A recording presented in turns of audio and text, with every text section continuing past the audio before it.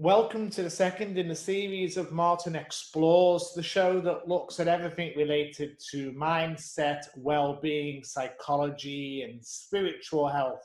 And today, following on from the last talk, which was Martin Explores Tai Chi, today it's Martin Explores Karate. And I've got who can only be described, in my opinion anyway, as a world authority on the history and practice of karate. He's written books on, he's a journalist, and he's just an all-round good guy. So a big welcome to Simon Keegan. Hi, Simon. How are we doing today? Hi, Martin. I'm very well, thank you. So you'll notice that I skated around the edges and introducing you because I don't want to miss anything out. So tell us who you are and your credentials in martial arts. I'm just a karate instructor, really. I run a school called Bushido, which has been established for 20 years. My grade is 6th Dan, which was presented to me in the Shobukan style. I teach in Manchester, and I've written a few books as well. My particular interest in karate is twofold, really. One is in the practicality and the self-defense aspects of karate, and the other is in the history and the exploration of the kata. In your own words, tell us, what is karate and where did it come from? Well, karate originally was a term to refer to the martial arts of the Ryukyu kingdom of Okinawa, mostly empty-handed or lightly armed, as opposed to Okinawan kabuto, which would be the weapons, the shaku and the bow and so on. So karate was developed in Okinawa. Most people consider it to be a peasant martial art, but it was actually more developed by the more privileged classes in Okinawa and people who worked for the king, for the government. Originally, it was called ki or te, meaning hand. Different meanings, really. Te in Okinawa could also mean a skill, something to be adept in. I suppose you could, nowadays, it's similar to where you might say somebody was a good hand in something. He's a good hand, he's capable. And it meant something like that in Okinawa as well. So if you said I was skilled in several te, it might not mean hands. It could mean several skills, several disciplines. And then when the Okinawans became more influenced by Chinese boxing, which we know as Kung Fu or Chuan Pa, they began to call it Chinese hand. So it would be Tang Te, Po Shu, Karate, Kara Shu. And so it became a more Chinese influence. But that's not to say that it is just Kung Fu. There's a number of differences. Karate has always been somewhat harder than Kung Fu. Karate was always known for its kind of iron fists. They used terms like Tijikun. So they were always known for the hardening, the conditioning, the makiwara, and so on. It was influenced somewhat by the Japanese martial arts as well, particularly of the Satsuma clan. And then karate, as we kind of know it, really was formalized by masters like Itotsu that started to teach it in schools in a much more formalized way. And what then year are we talking there, Simon? In about 1895, kind of post. After the end of the samurai periods, after with the Meiji Restoration, in about 1895, Itotsu was teaching it in a much more as part of education for the betterment of young people. And then Funakoshi and Mabuni and Chokimotobu and people like that went to Japan, and karate became more of a budo then. Judo, Aikido, Kendo, Karate Do. So then karate would start with the colored belt system, with the white gi, with having specific katas for specific grades, and then karate's become, obviously over the last 100 years, it's become many different things to many people. Sport karate, kickboxing, kata for demonstration purposes. But I am more interested in karate the way it was sort of 100 years ago, where it was fairly self-defense orientated rather than sport side. Okay, so I don't want you to go into too much detail about the different versions of karate because I am going to be nailing them down in later episodes. But just roughly, can you describe the process of how karate, if you like, split into all these different variations, just roughly? Yeah, sure. So karate really emerged in 3 different places in Okinawa, which were very close together. Which was Shuri, Naha, and Tomari. So if you think of it like this, Shuri was where the castle was. So the people practicing Tei in Shuri tended to be people that were directly employed by the king. So Bushi Matsumura, Azato, people like that, professional warriors. And then Tomari was the ports, the docks, and then they were more influenced by Chinese sailors, and there's more of a southern Chinese influence there, more of a kind of white crane influence. And then Naha was more the center of Okinawa's Chinese communities, so less of your professional warriors and more of people who were sort of agricultural and basket weavers, and carpenters, and things like that, but with their own indigenous Chinatown. So the martial arts there were more of the southern Chinese again. So what you then got was there's 2 philosophies of karate, which is the Shorin Ryu and the Shorei Ryu. So the Shorin method, in my estimation, is more representative of northern Chinese martial arts, and so that is more your longer stances, your front stance, your back stance. It's your kicks, your front kicks, your back kicks, and there was more in Shuri the sense of shall we say Tai Sabaki and more avoidance. So Master Azato used to say, think of the hands and feet as swords. So you would avoid a strike in the way that you would avoid being cut with a sword. So that philosophy was transferred then to martial arts, to styles like Shobukan, to Shitoryu, to Shorin-ryu, whereas the Shorei philosophy was more of hardening the body to absorb the blows. So you see then styles derivative mostly from Nahate, like Uechi-ryu, Goju-ryu, Pangai Noon, and so on. They tend to be more based around the sort of, like iron shirt kung fu, the sanchin, where it's building up with that,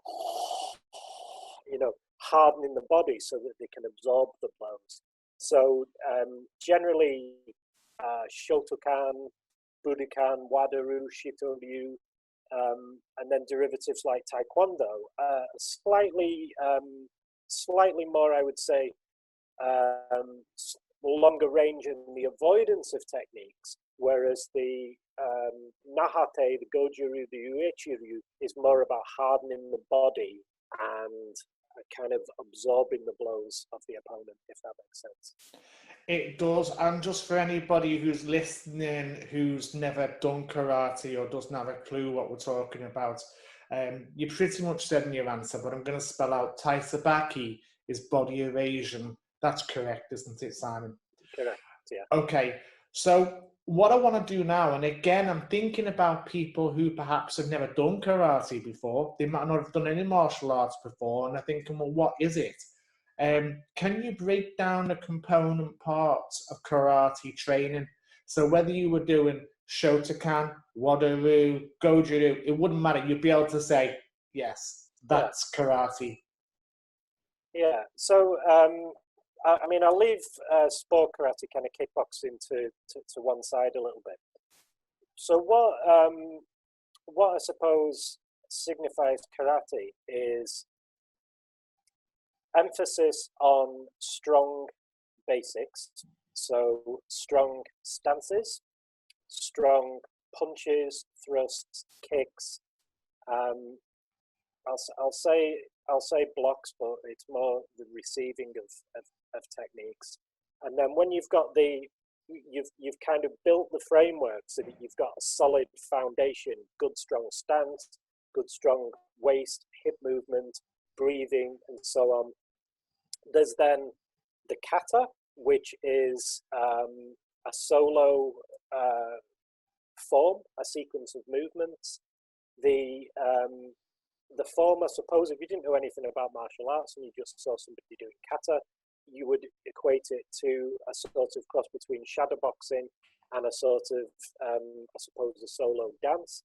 But the kata is designed as a mnemonic, as a kind of database of techniques. So when you practice with another person, and that can be strikes, it can be locks, it can be throws, chokes, pressure points, anything at all. There's no rules in karate. There's, any technique goes in karate. Then these movements are what's represented in your kata. So you may have a movement which, it appears to be a strike, but when you know the applications, you may find out that it's more likely to be a throw. So it's a case of kata, and it's a perfect example now, right? We're not allowed to go to the dojo, we're not allowed to train with each other. So I'm in the back garden every day doing kata, and I'm kind of reliving all of my karate lessons through my kata. So when I'm doing kata, I've got nobody that I can do hip throws on and stuff. So, but what I can do is my kata. So karate, in common with kung fu, is about your basics, your kihon or your jibangong, and then it's about your applications, your forms, your correct posture, but then there's the kind of internal aspects as well. Ultimately, karate to me is self-defense orientated, but as we've seen, if you do it for sport, that's fine. If you do it for relaxation, that's equally valid as far as I'm concerned. Okay, I'm gonna slightly break a rule here because I'm gonna delve a little bit deeper than I intended to. But on the subject of kata, there are different schools of thought, aren't there, about whether or not a kata actually represents a complete fight with one or more opponents. And that when you're training this routine, you're supposed to be thinking, this is opponent one, I've blocked or received them and I've dealt with them. This is opponent two. Whereas other people say, no, it's not practical in that way at all. It's more of a dictionary or encyclopedia. You look at the kata, you explore the moves, and you see what comes to you.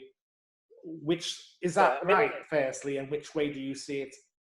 Yeah, it depends who you're teaching, and it depends what their perspective is. If I'm teaching my 6-year-old son, I'm going to teach him more the first way. So I'm going to say, I'm giving him something simple to see in his eyes. I'm saying, okay, there's a guy on the left and you're blocking him, and now you're hitting him, and now there's a guy in front of you and you're blocking him, and that's the way I would teach a 6-year-old.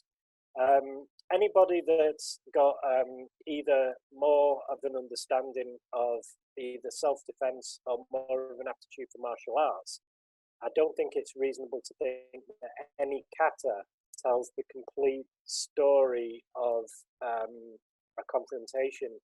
Maybe certain martial arts are that way, where the katas are much shorter. So if you're looking at something like Iaido, drawing the sword, where all you're doing is you're drawing the sword, you're doing one cut, flick the blood away, put it back in, then yeah, maybe that's one entire confrontation. But a kata that's consistent of at least 20 movements, then no, because if somebody is still fighting after you've hit him 20 times, there's something wrong with the way that you hit him.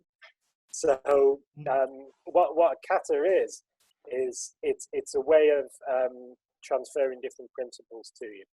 So if you take a kata like Sanchin in Goju, I don't know many Goju instructors that teach Sanchin from the point of view of self-defense applications. That's a kata that's taught inside out rather than outside in.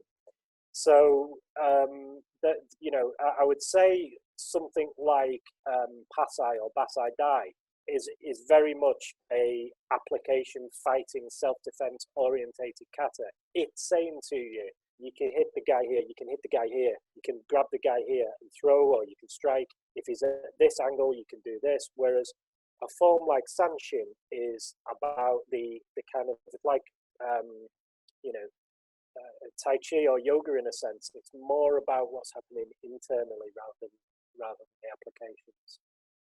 It's really informative stuff there, Simon. One of the things I found with, for example, Wado-ryu, because I come from a Goju background where the meaning of the moves was really important, was that no meaning was imparted.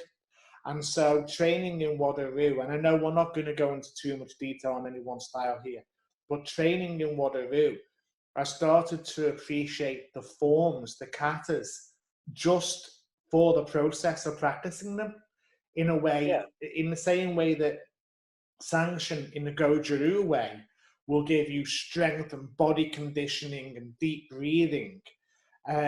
Doing, say, a kata like Shinto in Wado-ryu was improving my balance and my core and my movement. Right. So that brings me to my next question.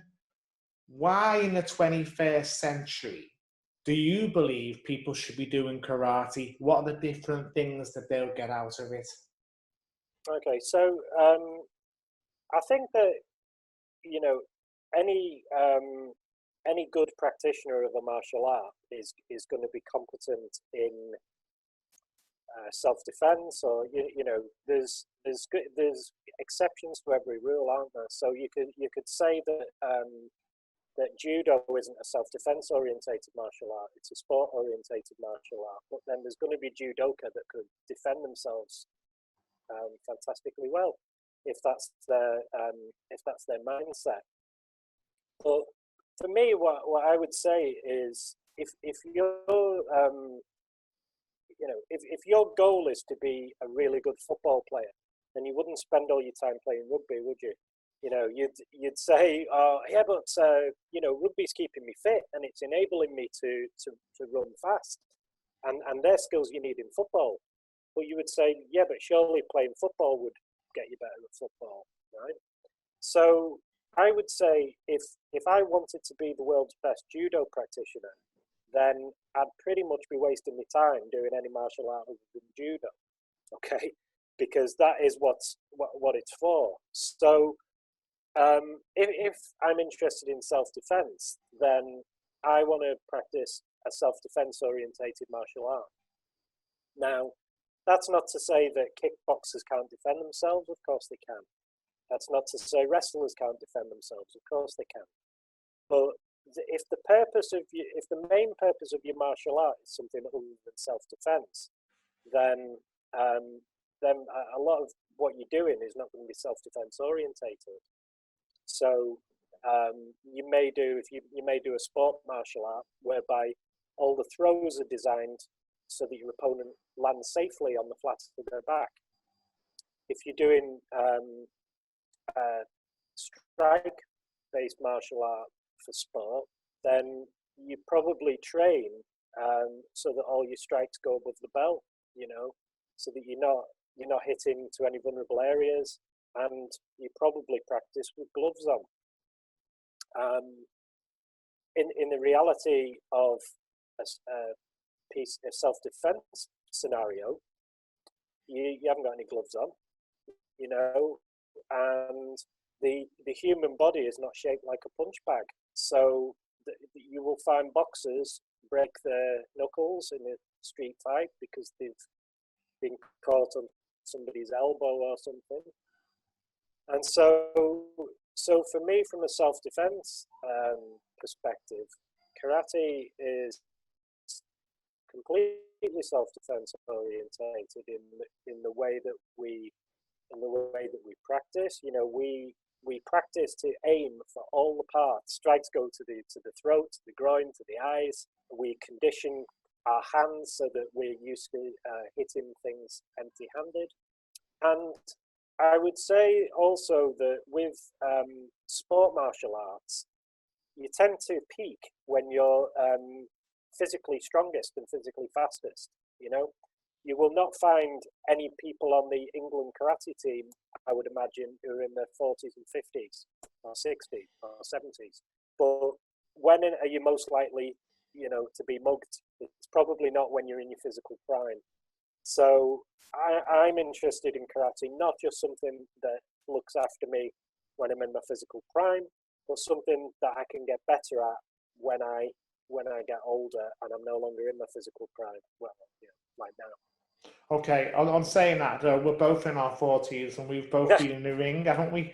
Yeah. So you kind of answered the question, but let's spell it out for anybody that's in any doubt, because we've talked about self-defense, we've talked about combat, we've talked about things like body conditioning, and in a way, maybe we talked about things that might make a shrinking violet walk away from karate. In your opinion, is karate for anybody? If somebody's 60 right now and they've never done any exercise and they're not in the greatest of health, can they go down to the local club and take karate? Yeah, absolutely. Karate, I mean, I don't agree that anybody can be a black belt or anybody can be a champion or anybody can be an instructor or even that anybody can particularly be any good at karate. You know, you only get out what you put in. But karate can definitely make you a better version of you. So, you know, if you're a kind of 1 out of 10 at self-defense, then and karate makes you a 5 out of 10. That's better than nothing, isn't it? And you know, you're never going to take some 7-stone girl who's going to be able to defend herself against Mike Tyson. I don't care what martial art she does. But it's about what you want out of it, and you know, improving yourself, whether that's your self-defense, whether it's your fitness, whether it's your focus, your meditation, whatever you want karate for. I've seen people start karate in the 50s and 60s, and you know, the result has been tremendous. But they don't train. You know, you can't train a 70-year-old the way you train a 20-year-old. But they would normally want to get something else out of their karate. Okay, fantastic answer. Obviously, people can go anywhere they want to learn karate, but since you've given me your time and your expertise today, how can people get hold of you, Simon, if they want to train with you?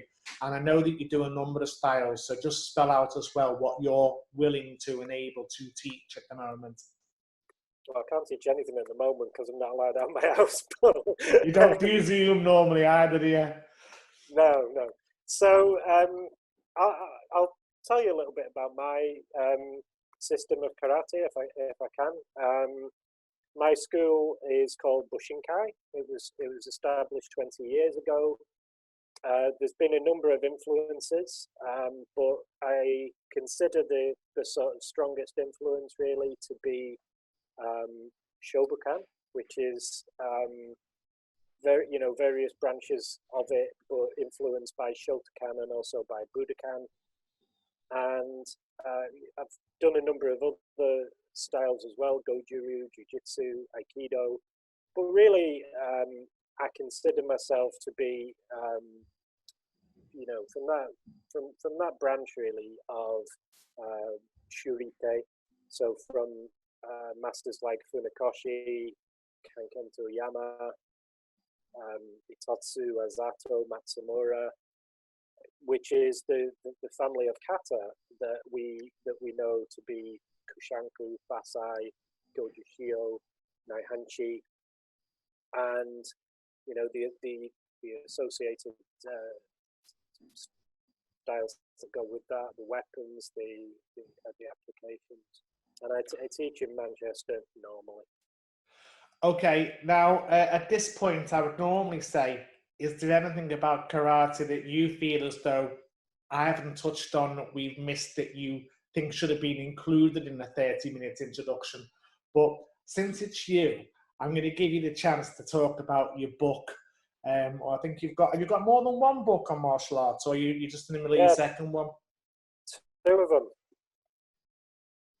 There you go. So available from, I don't know about Waterstones and Smiths at the moment with lockdown, but you can definitely get them from Amazon. So karate, I'll talk about Karate Jutsu first of all. So Karate Jutsu, I wanted to write this as a kind of complete history of karate, but then somebody said to me, don't call it that because then you'll never be able to write another one. So it's Karate Jutsu, History and Evolution of the Okinawan Martial Art. So what I've done there is I've taken karate back to its earliest roots, both in Okinawa with Tei, Teiji-kun, Toshijutsu, and then the Chinese styles that it developed from. So talking about some of the southern Chinese styles like the white crane and the tiger boxing, and some of the northern styles like Shingi on Bagua, and then talking about masters like Matsumura, Azato, Kosaku Matsumura, Chokimotobu, and then the masters of Shobukan, Wadaru, Goju, and then the kind of masters in living memory like Kanazawa and Higowana, and right through to the history of karate in this country as well, in Great Britain.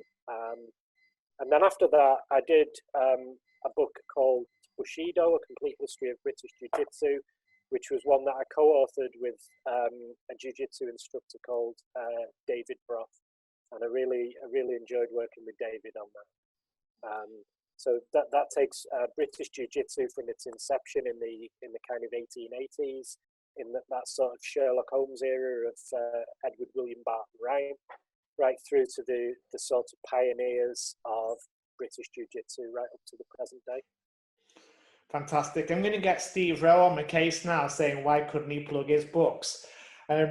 You've given a really splendid interview, and anybody listening today can hear you're a man who knows your onions, and I'm really glad that you agreed to come on today. So firstly, thank you very much, Simon. Thank you. I really enjoyed it. It's been great talking to you. It's the first time we've spoken, actually, isn't it? It is. I wasn't going to say it. I was going to say it on the marketing. I'd also say thank you, whether you're watching this video, listening on radio, or listening to the podcast. Thank you for listening to today's episode of Martin Explores Karate. What will I be exploring next time? You'll have to find out. Take care. Goodbye.